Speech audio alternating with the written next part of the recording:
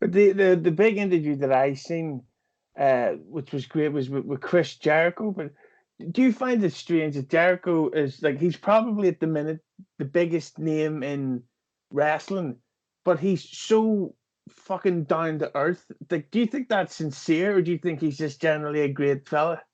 Oh no, that's him. That's Chris, and he owes me absolutely nothing. He doesn't need to do these interviews with me at all. He doesn't need to do any interviews, period. You know, he has his own outlet with Talk is Jericho, and he can just do that for the rest of his life. But we have a mutual friend who connected us and suggested that that Jericho does an interview with me, and we did it, and it was great. And the first interview we did was on his tour bus about a year-ish ago. He was about to do an autograph signing for Fozzy.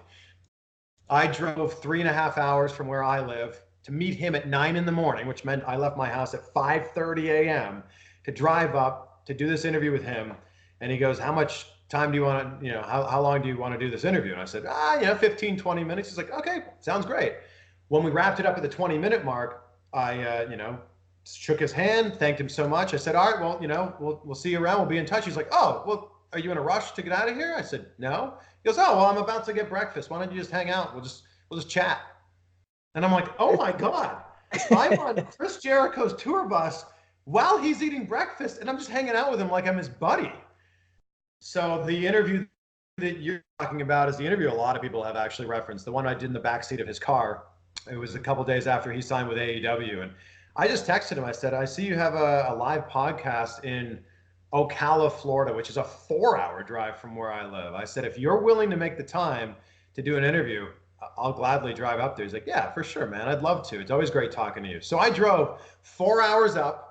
On the way back, I knew it was a timely interview because it was I think it was the first interview he did since signing with AEW.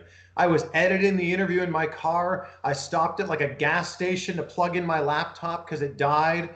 And then the second I got home, I uploaded it on YouTube. Like, I'm hustling to make this stuff happen. But but it's so true about Jericho because I've actually met him. And the thing that was so crazy was that he was literally walking down the street here in Belfast by this chicken restaurant, and I'm looking at him like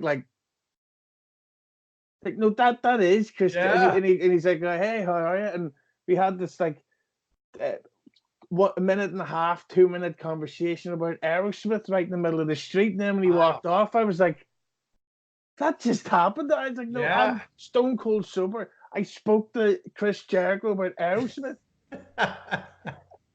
And that's just the guy he is. And I think that Jericho gets that he's a big star, and he understands that a quick interaction, a high five, an autograph, a photo, a conversation like the one you're describing is something that someone's going to remember for the rest of their life.